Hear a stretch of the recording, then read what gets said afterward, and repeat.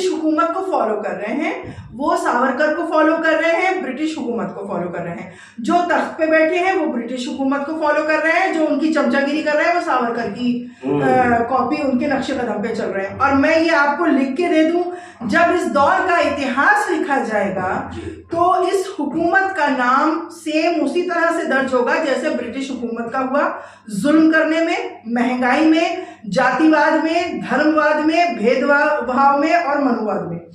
और जो नायडू जैसे और जैसे नीतीश कुमार जी जैसे लोग हैं ना, इनका नाम दर्ज होगा सावरकर जैसे लोगों में, कि जिन्होंने सिर्फ चमचागिरियां की और जुल्म का साथ दिया, जुल्म को सपोर्ट किया और देश को बर्बादी की तरफ लेकर गए। ये बिल्कुल वो है। अब बात करते हैं वक्फ बिल की। नमस्कार, सलाम, सत श्री अकाल। मैं हूं अरशद वारसी। आज हमारे स्टूडियो में एक शख्सियत के रूप में एक ऐसी हस्ती यहाँ तशरीफ फरमा है जो किसी परिचय की मोहताज नहीं है। नाम है मैमुना नरगिस। वो एक कन्वर्जर हैं और पुराने जो ज़माने की चीज़ें होती हैं उसको बाकायदा वैसा ही रूप देने के मामले में जानी जाती हैं और एक जानी मानी समाज सेविका भी हैं और पॉलिटिक्स से भी रिलेटेड हैं, पॉलिटिक्स में भी बहुत अपना मुकाम रखती हैं। आज जो हमारे देश में इस वक्त वक्फ बोर्ड को लेकर के जो हलचल मची हुई है, हम उस सिलसिले में मैमुना नरगिस जी से आज बात करेंगे और पूछेंगे, उनसे जानना चाहेंगे। सबसे पहले तो मैं ये जानना चाहता हूँ कि मैमुना जी, सबसे पहले तो बहुत बहुत स्वागत है आपका हमारे शुक्रिया न्यूज़ चैनल में। आज वक्फ बोर्ड को लेकर के जो हंगामा मचा हुआ है, तो ऐसा क्या मकसद है इसका कि सुप्रीम कोर्ट में भी पारित कर दिया गया, यानी कि अर्जी लगा दी गई और कोर्ट जैसे उस दिन हुआ, उसके बाद में आज तक सरकार सुनी नहीं रही, यानी कि पूरा मुसलमान इस बात पे लेकर के हंगामा हो रहा है। और मुस्लिम जो पर्सनल लॉ बोर्ड है और उसके संगठन हैं वो सब मिलाकर, उसमें ये नहीं कि मुसलमान ही हूँ, उसमें गैर मुस्लिम भी जो है कम्युनिस्ट टाइप के जो लोग हैं और जो समाजवादी लोग हैं वो भी इस वक्फ बिल का विरोध कर रहे हैं। लेकिन उसके बावजूद भी ऐसा क्या है कि किसी के कान पर जू नहीं रह गई और सुप्रीम कोर्ट ने भी अभी तक उस पर कोई एक्शन नहीं लिया है। देखिए, सुप्रीम कोर्ट तो हमेशा लास्ट में अपना डिसीजन देता है। सबसे पहले वो सर्च करता है और हमें सुप्रीम कोर्ट के फैसले पर उम्मीद भी है और हमें लगता है कि वो बोलेंगे, ऐसा नहीं है। लेकिन जहाँ तक सवाल है कि उनकी जू नहीं रेंग रही, तो आप मुझे बताइए, वो अब तक मुसलमानों के लिए इतने बिल लाए, ट्रिपल तलाक का बिल लाए, वो CA/NRC लेकर आए, वो किसान का बिल लेकर आए, तो क्या उनके कोई जू रहेंगी? कितने किसान मर गए? 700 के करीब किसानों की मौत की खबर सोशल मीडिया पे आज भी लिखी हुई है, दर्ज है बाकायदा। तो क्या उनके ऊपर जू रहेंगी? नहीं रहेंगी। क्यों? क्योंकि वो लोग वो राजनीति करना ही नहीं चाहते जो राजनीति आज तक हिंदुस्तान में हुई। वो एक नई राजनीति लेकर आते हैं। वो ला रहे हैं अंग्रेजों का शासन, वो ब्रिटिश हुकूमत को फॉलो कर रहे हैं, वो सावरकर को फॉलो कर रहे हैं, ब्रिटिश हुकूमत को फॉलो कर रहे हैं। जो तख्त पे बैठे हैं वो ब्रिटिश हुकूमत को फॉलो कर रहे हैं, जो उनकी चमचागिरी कर रहे हैं वो सावरकर की कॉपी, उनके नक्शे कदम पे चल रहे हैं। और मैं ये आपको लिख के दे दूं, जब इस दौर का इतिहास लिखा जाएगा तो इस हुकूमत का नाम सेम उसी तरह से दर्ज होगा जैसे ब्रिटिश हुकूमत का हुआ, जुल्म करने में, महंगाई में, जातिवाद में, धर्मवाद में, भेदभाव में और मनुवाद में।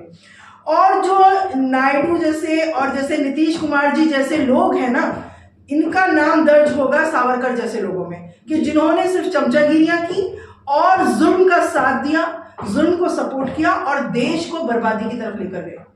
ये बिल्कुल वो है।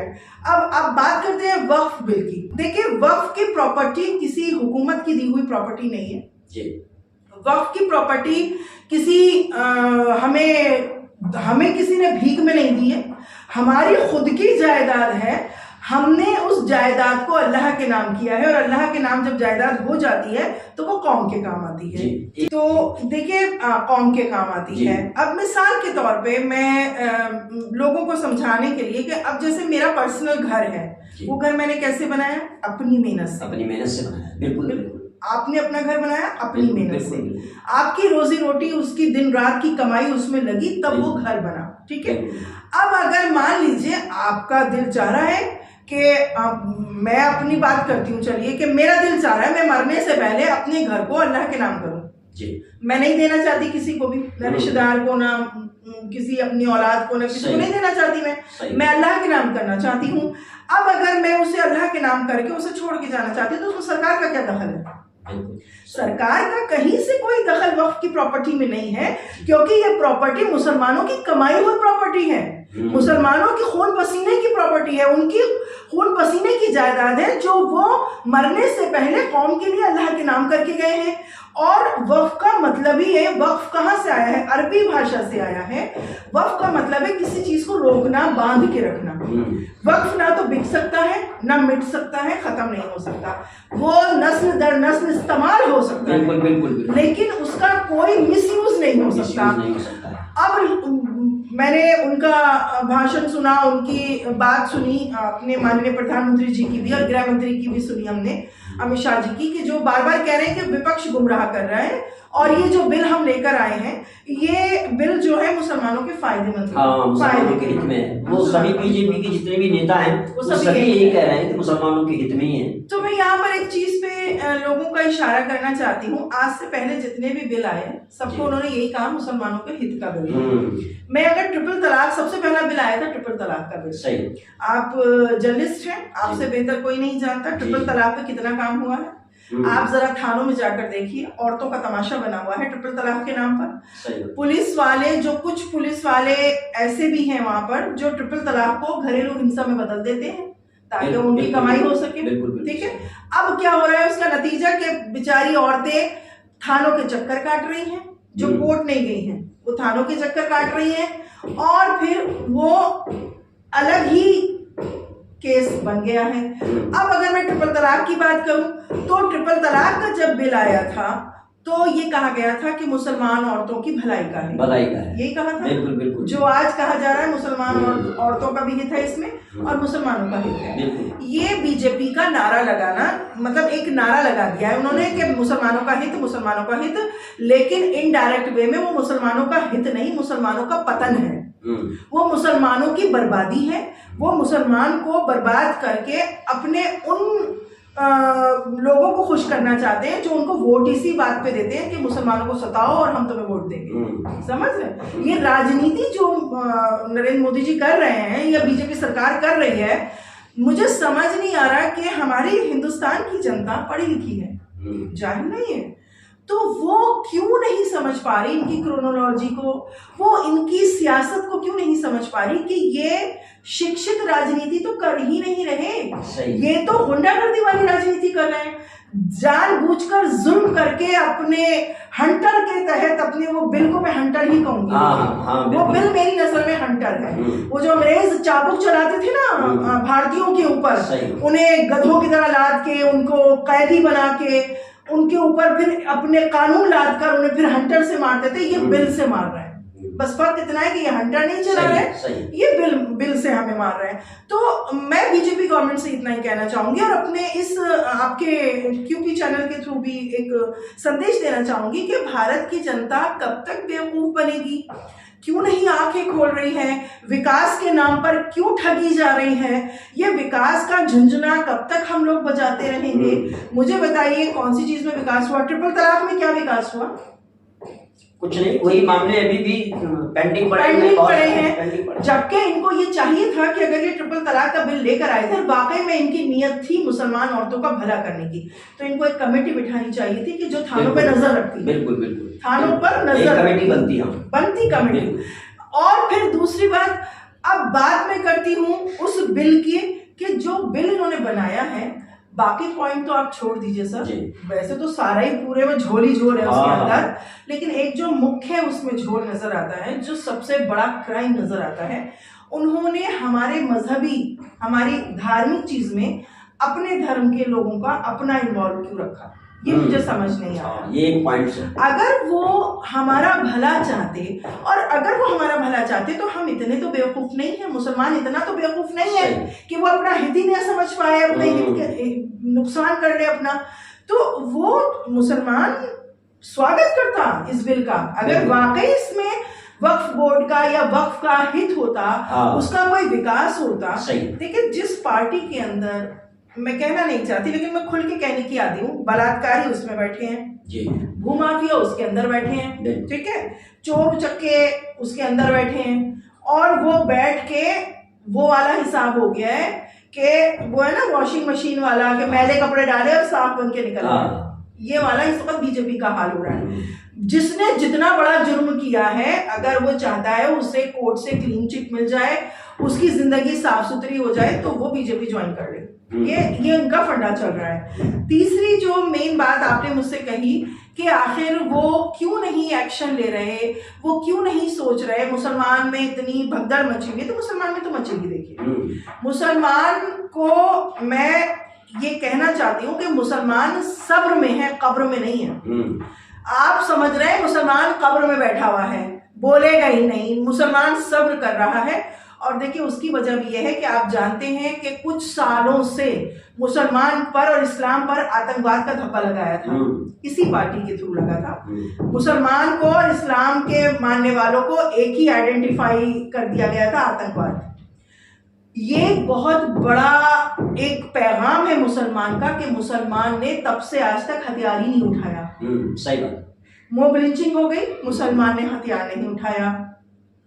जय श्री राम के नारे लगा के गाय के नाम पर मुसलमानों को सताया गया, कत्ल कर दिया गया, मगर मुसलमान ने हथियार नहीं उठाया। ये सबसे बड़ा काम, सब्र का इससे बड़ा सबूत कोई हो नहीं सकता। मुसलमान ने ये साबित किया कि आपने हम पर झूठा इल्जाम लगाया था आतंकवादी का, आतंकवाद का, आतंकी का। हमारा इस्लाम आतंकवाद से बिल्कुल दूर है, और इसका सबूत तो करबला है। सही बात। करबला क्या है, उसमें आतंकवाद को बेनकाब किया गया है।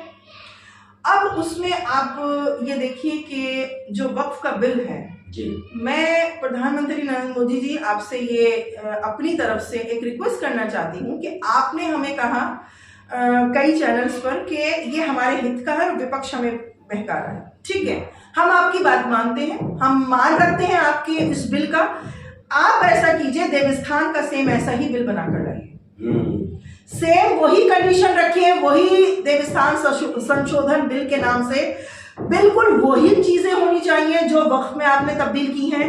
2 ओहदे होने चाहिए जो मुसलमानों के होने चाहिए, वही दूध का दूध और पानी का पानी हो जाएगा। अर्शद जी, सही बात, सही बात। समझ रहे आपने? हाँ, पता लग जाएगा कि बिल्कुल कितना सही है। जी, वही पता चल जाएगा कि बिल कहाँ है। अब लोग हमें समझाने की कोशिश कर रहे हैं। सबसे हंसी की बात ये आती है कि सब हमें लिख लिख के भेज रहे हैं, हमें समझा रहे हैं कि नहीं आप गलत समझ रहे हैं। हाँ, इसमें कुछ मुसलमान भी जो है पक्ष में हैं, उन्होंने भी जो है कहा है कि ये मुसलमानों के हित में है। कुछ लोगों ने, कुछ उसमें लेडीज भी हैं, जी बिल्कुल जेंट्स भी हैं, जो ये कह रहे हैं कि हक में है वक्फ। जी बिल्कुल, मैं उनके लिए भी बोलना चाहूंगी कि वो मुसलमान हैं कि जो ट्रिपल तलाक में भी बुर्के पहन के आई थी औरतें, और बाद में जनाब रवीश कुमार साहब जैसे लोगों ने उनकी पोले खोली थी कि कुछ तो उसमें आरएसएस की और बाकी बीजेपी की ही पार्टी के सदस्य निकले थे। ठीक है, दाढ़ी टोपी लगाकर मुसलमान नहीं होता कोई, पहली बात है। और अगर वो कुछ मुसलमान है भी तो मैं इतना मानती हूँ या तो उन्होंने बिल पढ़ा नहीं है या उनका कोई ना कोई बंदा बीजेपी से जुड़ा है, तो इसलिए वो बोल रहे हैं। अदरवाइज कोई मुसलमान इसके फेवर में नहीं है। मुसलमान तो छोड़िए, जो लोकतंत्र को समझते हैं, जो संविधान की इज्जत करते हैं, वो हिंदू भी इस बिल की बुराई कर रहे हैं। आप ये देखिए ना कि अगर ये बिल अच्छा था तो 232 इसके विरोध में वोट कैसे पड़ गए संसद में। सही। ये एक जीत है हमारी, लोकतंत्र की जीत। 232 वोट पड़े, संविधान की और लोकतंत्र की ये जीत है कि 232। और सबसे बड़ी बात कि मैं पंजाब के सांसदों को सलाम करना चाहूंगी, उनको शुक्रिया अदा करना चाहूंगी कि 13 सांसद 13 के 13 ने वोट विरोध में डाला। ये बहुत बड़ी बात है। पूरे इंडिया में एक ऐसा राज्य है जिसने ये बता दिया कि सरदार कभी भी जुल्म के खिलाफ ही आवाज उठाएगा, जुल्म के आगे झुकेगा नहीं। ये बहुत अच्छी बात है। और दूसरी बात, एक उन्होंने एक बात और कही, औरतों के हित की बात कही, हित की बात ही आ रही है तो उन्होंने औरतों के हित की बात की। तो मुझे आप ये बताइए, मुसलमान औरत कहाँ पीछे है? मुसलमान औरत को हिजाब के साथ जो इन्होंने डेफिनेशन दुनिया को दी है ना, वो बहुत निहायती शर्मनाक डेफिनेशन सही। मजबूर, लाचार, गरीब, अनपढ़, जाहिल, सिर्फ रोटी पकाने वाली चूल्हे पे, ये इन्होंने डेफिनेशन हिजाब की औरतों की दी थी। लेकिन सलाम है, सल्यूट है शाहीन बाग की उन शाहीनों को कि जिन्होंने इनकी उस डेफिनेशन को झूठा साबित करके बताया कि हम हिजाब में जरूर हैं लेकिन हम एजुकेटेड भी हैं, हम पॉलिटिक्स में भी नजर रखते हैं, हम हर चीज पर नजर रखने वाली औरतें हैं। सही। शाहीन बाग एनआरसी और सीए का जो बिल आया था, शाहीन बाग ने इतिहास रचा है अंतरराष्ट्रीय स्तर के ऊपर। आप समझ रहे हैं ये बात? मैं समझ रहा हूं। जो उन्होंने क्या कहते हैं औरतों को, मुस्लिम औरतों को इतना कमजोर दिखाया ट्रिपल तलाक के नाम पर, कभी किसी चीज के नाम पर, वो औरतों ने ये बताया कि मोदी जी हम चिमटा भी पकड़ सकते हैं और वक्त पड़े तो हम हथियार भी पकड़ सकते हैं। अच्छा, अभी एक और मसला आया है, मोदी जी ने कुछ ऐसा कहा है कि अगर वक्फ बोर्ड सही होता तो पंचर नहीं जोड़ता, मुस्लिम पंचर नहीं करता, तो उस पर आप क्या प्रकाश डालना चाहेंगे, क्या कहेंगे मोदी जी के इस बयान पर? मुझे एक तो माननीय प्रधानमंत्री जी के कुछ बयानों पर बड़ी आपत्ति होती है, मुझे हंसी भी आती है कि बिल्कुल बचपने वाले बयान वो देते हैं। क्या पूरी मुसलमान कौम पंचर ही जोड़ रही है? पहली बात। दूसरा जवाब कि क्या पूरे हिंदू जो है वो ऑफिसर रैंक पे बैठे? क्या उनमें कोई गरीब नहीं है, कोई मजदूर नहीं कर रहा, मजदूरी नहीं कर रहा? सही। क्या सारे ही पैसे वाले बड़े ओहदे पे बैठे हुए? बताएं आप मुझे। और एक जमाना था कि जब मुसलमान पंचर वाला कहलाया जाता था। आज आप जरा सड़कों पे उठ के देखिए, हिंदू भी पंचर जोड़ा है, हिंदू की भी मोटर मैकेनिक की दुकानें हैं जहाँ पे वो बैठ के पंचर जोड़ा है। ऐसा नहीं है, जिसके हाथ में जो हुनर है वो काम कर रहा है, जिसको जितना मिला उसने उससे उतना कमाया। ऐसा नहीं है। लेकिन इसी मुसलमान में साइंटिस्ट भी हैं। क्यों आप भूल गए एपीजे कलाम साहब को? बिल्कुल बिल्कुल है, बिल्कुल सही बात। भाई उनको कैसे आप, वो भी तो मुसलमान है जो इतनी मिसाइल मैन के नाम पर पूरे वर्ल्ड में फेमस हुआ है। खामोश तबीयत इंसान, एजुकेशन के नाम पर मिसाल रहे वो। और भी बहुत सारे मुसलमानों की मैं मिसाल दे सकती हूँ, एक दो थोड़ी ना है। तमाम राज्यपाल हैं, अभी मोहम्मद आरिफ साहब बिहार के राज्यपाल हैं, हामिद अंसारी साहब उपराष्ट्रपति रहे, तमाम हैं ऐसे। क्या वो मुसलमान इनको नजर नहीं आ रहे? सिर्फ पंचर वाले नजर आ रहे हैं, और वो पंचर वालों का इस तरह से बोलकर उन पंचर वालों की तौहीन कर रहे हैं। उस सारे पिंचर वालों की, चाहे वो हिंदू हो, मुसलमान हो, दलित हो, उसमें वो सब पिंचर वालों की तौहीन कर रहे हैं। उनको माफी मांगनी चाहिए पिंचर वालों से। पिंचर भी जोड़ना सबके बस की बात नहीं है, ये एक हुनर है। और ये हुनर होना भी फख्र की बात है। कम से कम रैलियों में तलवारें हिलाकर बदमजगी तो नहीं कर रहे, दंगाई तो नहीं बन रहे, अपने कम से कम मेहनत करके रोजी रोटी तो कमा रहे हैं ना पंचर जोड़ के। सही। किसी के आगे भीख तो नहीं मांग रहे, किसी का हक तो नहीं मार रहे, बलात्कार करके बड़े ओहदों पे तो नहीं बैठ रहे कम से कम। सही। तो ये एक चीज है जो हमें देखनी है कि ये बोल क्या रहे हैं। और प्रधानमंत्री जी से मैं एक चीज और कहना चाहूंगी, आप हर बात पर बोलने के लिए तैयार है, मुसलमानों के, औरतों के लिए भी बहुत बोल रहे हैं, मणिपुर के लिए क्यों नहीं बोल रहे? मणिपुर के लिए कितनी शर्म की बात है कि प्रधानमंत्री होके और मणिपुर की औरतों के लिए, मणिपुर की उस मजलूम जनता के लिए कुछ शब्द नहीं कहा, ना गृह मंत्री ने, ना प्रधानमंत्री जी ने। मतलब आखिर एक जो हमारे अंदर एक अंतरात्मा होती है वो कभी इनको झंझोड़ती नहीं है। और ना ही अभी तक वहां शायद गए, ना गए हो, ना उन्होंने कुछ बोला, ना कोई एक्शन लिया। सारे बाजार उन औरतों को नंगा घुमाया गया, उनका रेप हुआ। और रेप की बात तो आप, मैं अरशद भाई मैं क्या करूं, मैं तो ऐसी आज की हालात जो आज के दौर हैं, मुझे ऐसा लगता है कि हर माँ बाप अपनी बच्ची को बाहर भेजते हुए बहुत डरता होगा, बहुत डरता होगा। सही। अच्छा, अभी एक जो कासगंज में रेप केस हुआ है, वो तो इन्हीं की पार्टी का आदमी निकला, इन्हीं की पार्टी का नेता है वो। तो मैंने अगर ये लफ्ज कहा है कि इनकी पार्टी में बलात्कारी और चोर उचक्के और क्या कहते हैं भूमाफिया बैठे, तो गलत नहीं कहा है मैंने।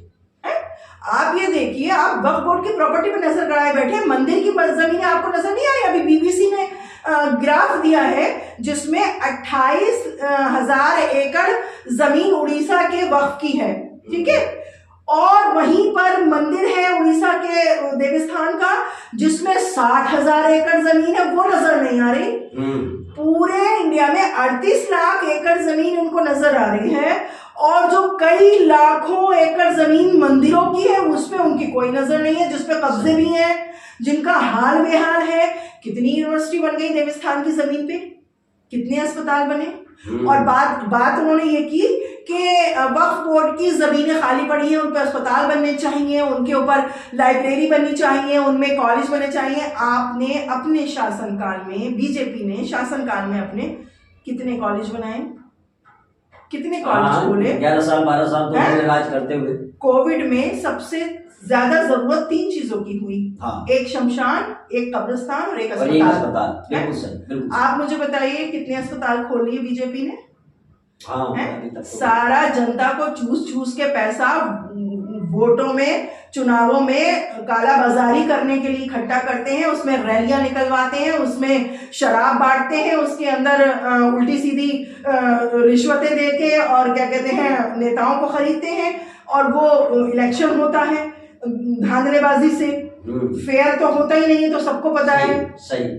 उसमें जनता का खून चूस के, महंगाई से उसको मार के, लॉकडाउन से जो हाई मिडिल क्लास था वो लोअर हो गया, और जो लोअर मिडिल क्लास था वो गरीब हो गया, और गरीब आ गया भिखारी के सब उस पे। बिल्कुल सही। मैं आपको क्या किया इसने, इस सरकार ने, मुझे बताइए आप। रोजगार के नाम पे 0, शिक्षा के नाम पर 0, औरत की इज्जत के नाम पर 0। मुझसे अभी 1-2 डिबेट में मुझसे सवाल किया गया कि नहीं निर्भया वाले कांड में फांसी हुई।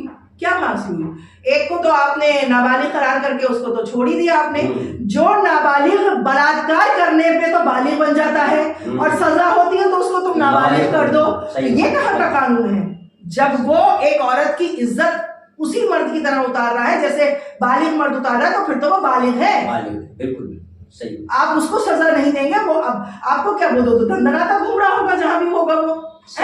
और इसके अलावा मुझे बता दीजिए कितने लोगों को फांसी हो गई? अगर औरतों के बलात्कार केस में कोई सुनवाई ना हो, कोई तारीखें ना पड़े, जुर्म साबित होते ही अगर ये फांसी पर लटका दें उसको, उम्र कैद नहीं, फांसी, क्योंकि ये बहुत बड़ी इज्जत का सवाल होता है। ये जितने भी सनातनी धर्म के लोग हैं ये मेरी बात को समझेंगे कि जिस द्रौपदी के खाली चीर हरण पर महाभारत हो गई थी, आज उस हिंदुस्तान का ये हाल है कि औरत की इज्जत को तार तार करके बलात्कारियों को जमानत मिल रही है।